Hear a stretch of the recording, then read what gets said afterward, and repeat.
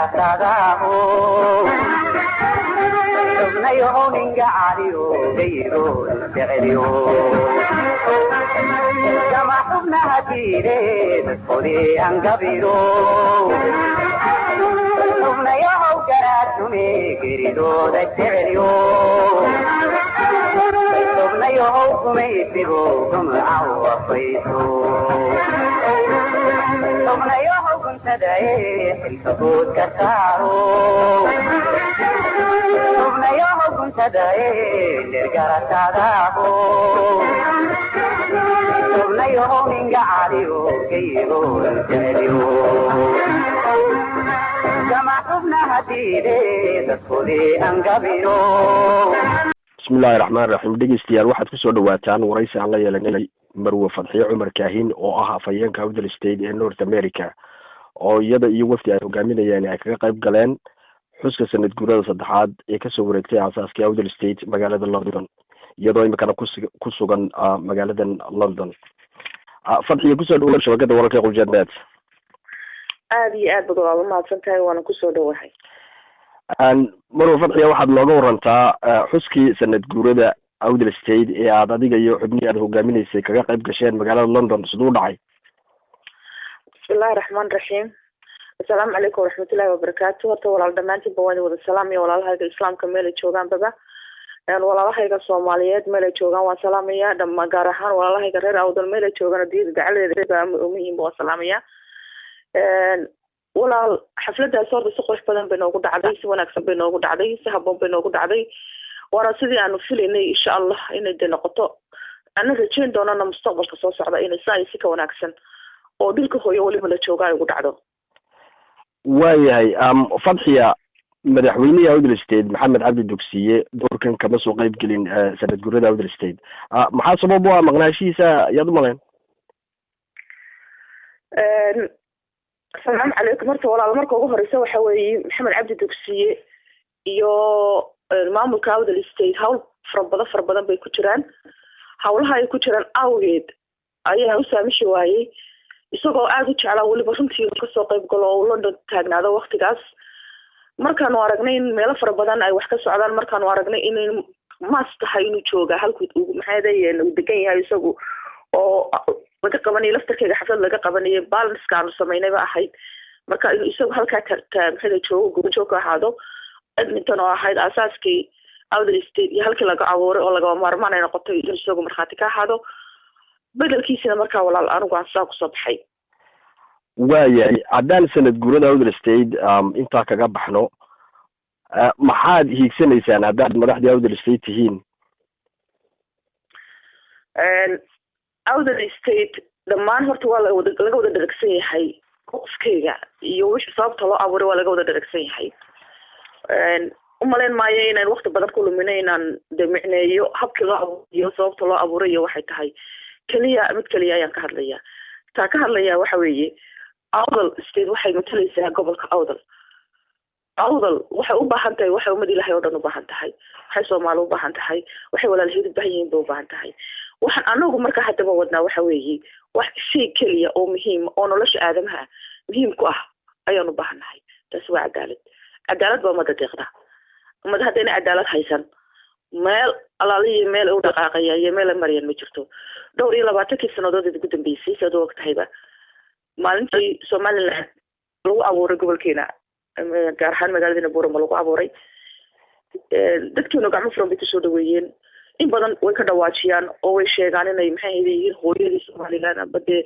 asaaskii Somaliland iyo halkii lagu abuuray bay yihiin waa runtoodu yihiin waa halkii lagu abuuray. Somaliland waa dhulkeeni dhalanay oo waa dhulkeeni weey waa dhulkii Soomaaliyeed. anigu saasaan turjumaa marka kelmadda define garayso wax ka dhiganta dhulkii Soomaaliyeed. dhulkii Soomaaliyeed ba maaha waa dhulkaygiiba waa dhulkii hooyo waa dhulkii awoogay. marka waxa weeye walaal intaba dadkeenu waxay wardiyeen oo u cararayeen inay ummad Soomaaliyeed meel ay joogtaba hadda gobolka ay lahayd dhigay ummad Soomaaliyeed oo dhan baanu ahayn maaha only gobolkeena oo kaliya ummad Soomaaliyeed oo dhan baanu ahayn hormood aynu ahayn ummad Soomaaliyeed baanu ahayn cadaalad ummad Soomaaliyeed baan xaqooda ilaalinayay si uu dawladda noqon lahaayeen si uu dhismi lahaayeen si horumar u gaari lahaayeen cilmi iyo aqoon wax allayna baraba aniga dul dhignay nasiib daro mar qura haba yaraatee kamaynu helin waxa la dhahda cadaalada taa inna dambi kuma laha anigu runtii uma aaneeyo cid kale inay dambi ku leedahay waxaan u aaneeyo inagu aan dambi ku leenahay sababtoo ah maaynagu horta garanin first inaynagu noqono maynu garan inagu horta waxayna gacanta ku qabsano maynu garanin inagu horta cadaalad iskaga bilowna maynu garan marka tii markayna sheegtay wax haddaba awdalisteeda u taagan tahay inay taa iyadu saxda u taagan tahay iyadoona ka tegaynin hidihii iyo hanaankii habboonaa ee lagu yaqaanay reer awdal iyadoona ka tegaynin waxay haddana u baahan tahay waxay u abuurantay awdalisteed inay kow ka dhigto ummadda reer awdal sababtoo ah Djibouti way ku dulman yihiin haddaad eegto Ethiopia sidoo kale maxaan ku dhahdaa Soomaaliya hareerheedii sidoo kale Somaliland markeeda badda waad iga waran tahay adiga laftarkaaga oo intaakaaba details badan ka geli maayo maantada waxa taagan waynu ognahay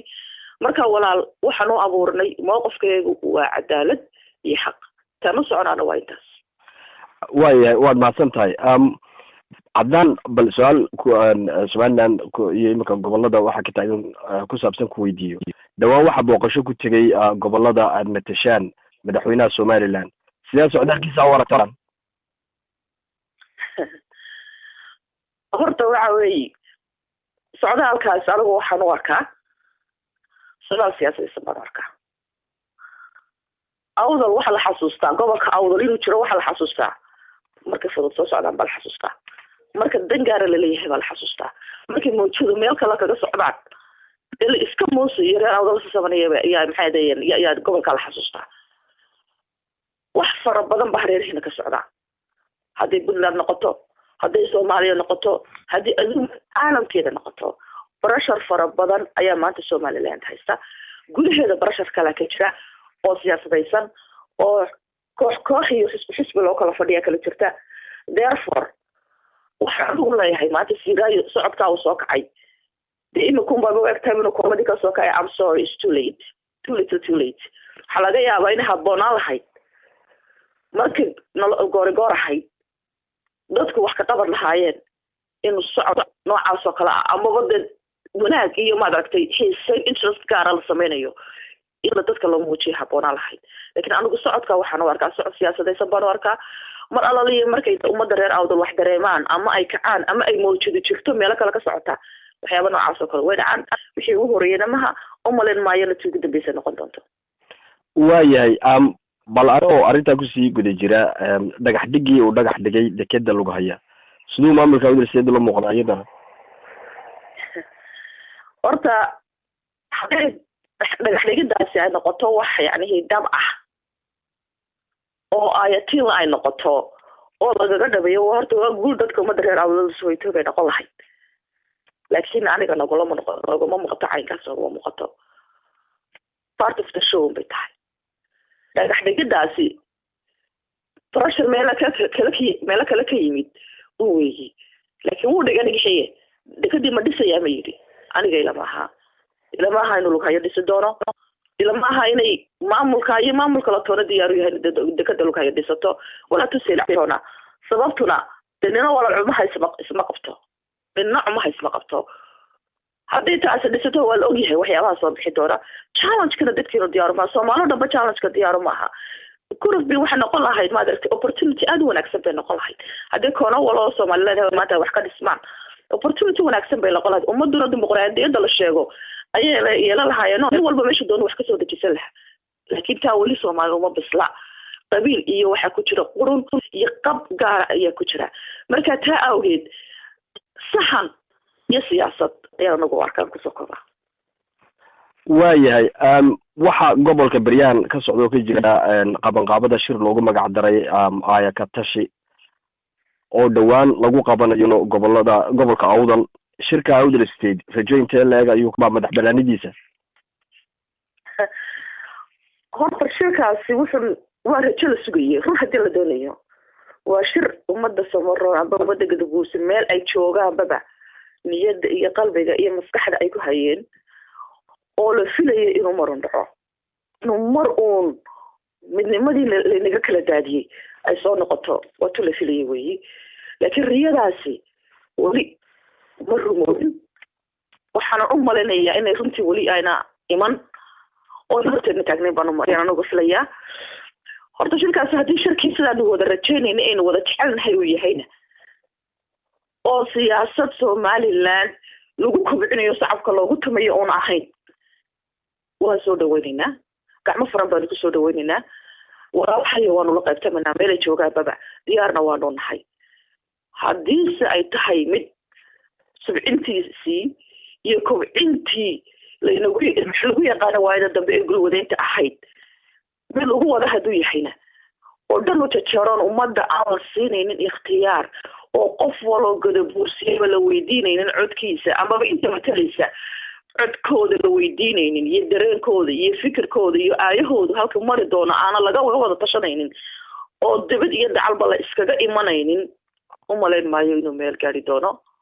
wuxuu iska noqon show kale ayuu noqon doonaa laakiin ka hor dhici maayo waxaan jeclaan lahaa horta bal hadda inaan aragno wax kale oo soo baxay soo faarstay waxaan aragno fara badan oo maanta faalina ma jirto laakiin calaamadaha waxa noo muuqda ayaa ah the best interest of Somaliland inaan u ogolaanaynin umadi inay danteeda ka tashato admaatay walaal waayahay haddaan bal su'aal kaa weydiiyo madax dhaqameedka gobolada Awdal iyo Salal inta badan waxa lagu xantaa inay u jajaban yihiin kolba maamulkii jira mararka qaarkoodna had iyo jeer hadalla canaana u jeediyaan maamulkii jira balse marka ay la kulmaan madaxdooda aanay wax murtiya kala soo noqon ama ayna kala tegin shirkan iyagaa qabanaya sida lagu maqaalaa iyadoo haddaba saas loo dhaliilayo inta badan dhaqameedka gobolka oo ayna jirin dad kale oo siyaasiyiina oo arrimahan dee gobolka odayaashaas aan ka furdaamiyo ka furtaa ma la odhan karin maamulka Awdal State wuxuu qabay arrimihii ay kolka hore loo abuuray maadaama iyagu ay siyaasadda inay u bedelaan gobolka doonayeen marka hore way tahay walaal waan rajaynaynaa in la yidhaahdo amaba laga codsado maxaydana laga aqbalo oo adeeradii laga aqbalo waad ogtahay waxaan ka hadlaye inay ogolaadaan in maamulka Awdal State meesha markhaati ka ahaado goobjoog u ahaado xaqa iyo cadaaladda ummadda sidii loogu talagalay la hufo taa diyaar baanu nahay halka odayada dhaqameedka adeeradayna markaan soo noqdo anigu runtii waa odaya adeeradaya inaan ku dheeraado oo dhulka dhiga ma jecli laakiin waxaan u arkaa waxa weeye waayo aragnimo way jirtaa oo aqoon tii waayo aragnimo way leeyihiin tii aqooneedna way yar tahay way maqan tahay tii siyaasadeed taasi anigu umalayn maayo inay meesha in yar mooyaane wax badani ay wax saxsan yihiin umalayn maayo marka haddaba tan maanta iyaga u gaarka ah ee kolba dhinac ay noogu riixayaan kolba mawjad ay noo furayaan runtiina sababo fara badan oo dadku iskugu dhaceen iyagu ay mas-uul ka ahaayeen waatu baahi keentay baan anigu aaminsanahay oo nin walba maanta tiisa gaarkaa mooyaane tu kalowna maxay ka tashanaynin oo la iloobi hadaf iyo hoggaan daacada oo danta ummadda u taliya kan anagu haddana Awdal State rabnaana waa hadafka iyo hoggaanka daacadda in la helo oo xora oo innaba aan lagu muquurin waxayna diyaar u ahayn taan anagu taaganahna waa taas waana jeclaan lahaa inaan barta goobjoog ka ahana waad maadsantahay adeer waayahay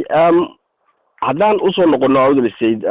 laftiisa waxaa jira iyaga laftiskooga waxaa jira xogaa muran oo ka dhex taagan oo waxaa la yidhaha xubno ayay u kala joogaan arrimahaas waxaa lama loo reebaa maadaama ad kamid tahay xubnihii sarsare ee Awdal State in adeer waa runtaa way jiraan waxaana weeye horta waxbaa laga qabanayaa diyaarna waanu unahay waanu ku jirnaa oo gudub jirnaa hawsheedii iyo habkaan wax uga qaban lahayn laakiin waxaa meesha yaalay in adeer ogaataan oo lagaba maarmaana ummadda reer Awdal mar wal oy rabaan inay wax qabsadaan amba xusbi samaystaan amba urur siyaasadeed samaystaan ama dantooda gaarka ah ka tashadaan inaan la dayin oo dhexdooda laga kulmaysto weakness-kanu leenahayna taa weeye yacni ummaddu inay waxa habboon la aqbalo haddaan aqbalin weakness-kaaga ummadda ilaahay markuu abuuray wuxuu abuuray strength and weaknesses yani waxa jirta quwad ku gaara oo ilaahay siiyo leedahay quwadeeni baad moodaa inaga hadaba inay weakness lagu noqotay weaknesskaasi wuxuu keenaa mar walba wax danteena sameynaba in kala daadis iyo laynagu dhex galo kala jiida laynagu dhex galo maynu beerjilicsanahay ma danteena aanu garanaynin maxay tahay wali ma fahmin waxa aniga ila tahay wali danteena maynu garan marka hadaba maamulka Awdal State markii la abuuray from 2010 how aan galay hawshiisa ilaa maanta aynu ku jirno faraha lagalama bixin gacasho faraha kala ma bixin cidda loo soo diray waa intooda uu kala jiitaan oo gacantooda ku dumiyaan cid kale loo aaneynaya ma jirto iyagu gacantooda ku dumiyaan daba anagu haddaanu nahay maamulkii Awdal State ee intaaba soo jiray waxaanu dhexda u xidhanay oo u guntanay inayna dhicin halkii SDA martay nin Awdal State marin taawanu dhexda waanu xidhanay marina mayso wayna iman doontaa maalin xubinaha kale ee la sheegayo iyo anagu gacmaha haysaysana laga arko maxay media intaasana kaga baxarmada waayay ugu dambeyn maxaad kula talin lahayd shacabka reer Awdal iyo Salal ee gudaha iyo dibadda jooga waxaan horta kula tarin lahaa waxaan jecelahay maanta dhalinteena soo kacaysa ee u baxayna inaynu ku beerno jacayl ummadu hadduna dhexdooda jacayl oolin xuma qabsan karaan horta marka ugu horeysa walaalka wayna jeclaataa inta jaarkaaga jeclaan cidda kale kaasi fuudana jeclaanin walaalkaaga meel kula degan jacaylkiisa ayaan marka ugu horeysa kula talin lahaa inaad walaalkaa jeclaato inaad walaalkaa u arag inuu cadowga yahay walaalka cadowga ma aha adoo kula dhashay laakiin cadow ayaan lagaaga dhigin 19 maxay aamin iyo 100 sidii laynoo colonize gareeyay haddaynu reer Awdal nahay waxaa laynoogu talagalay inayna gadabuus meel u joogaba dib iskugu iman inay individualist noqdaan inayna dawlad dalan inayna garan inay hadaf iyo hoggaan midaysan yeeshaan waana labada laga ilaalinayo reerka gaarka ah ka hadlay labada laga ilaalinayo hadaf iyo hoggaan midaysan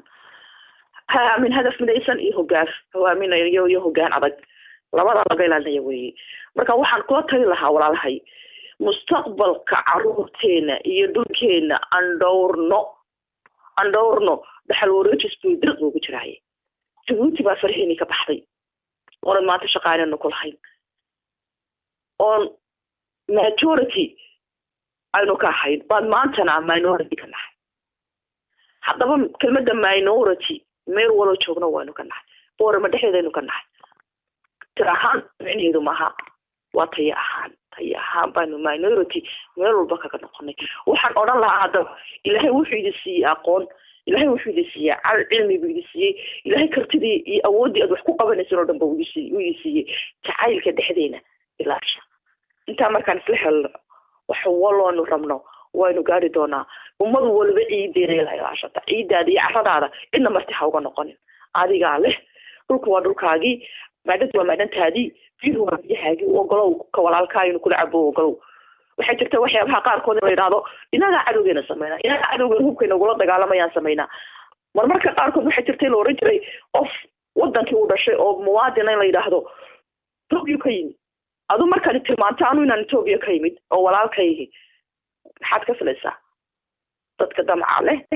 idriskaaga maxaad ka filaysaa wax ka daran bay kugu sameyn doonaan haddaba waxaan odhan lahaa aynu ka digtoonaano boogaheena damboon dibadda soo dhigna ka digtoonaano dagaalka gudaheena aan ka digtoonaano nacaybka dhexdeena laga abuuray ee gumaysi dhigay aan ka digtoonaano aynu ka bogsano boogaheena aan dhayno shirka maanta gobolka Awdal lagu qabanayo waa fursad dahabi ah ha kacaan ummada reer Awdal meel wala joogaan haday dibadda iyo gudaba joogaan ha kacaan dhexda xidhaano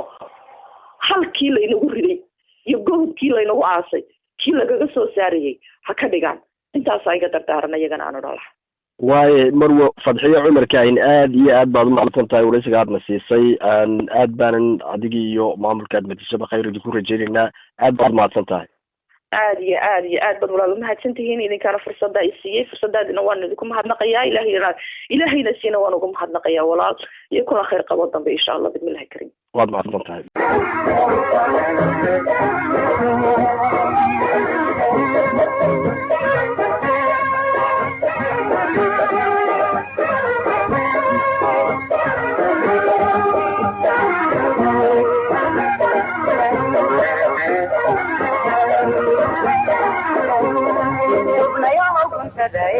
الكبوت كسارو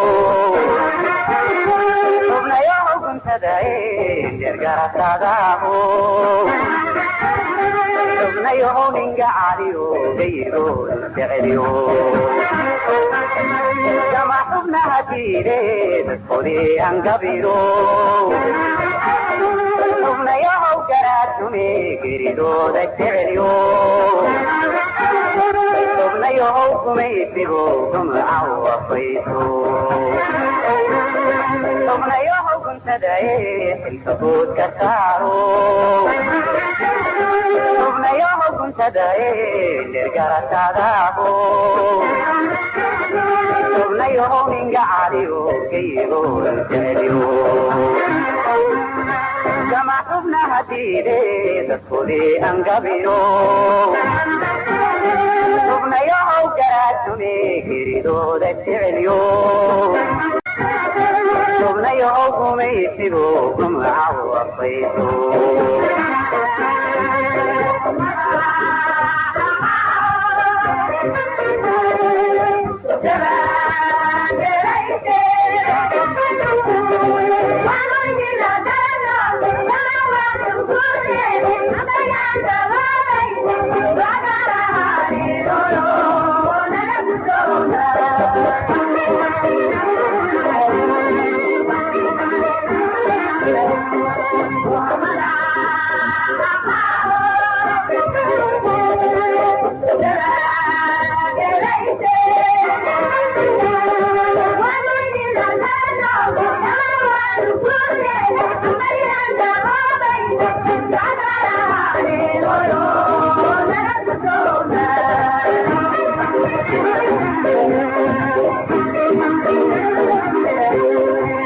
وبابا ديني وقعدت وما مرتين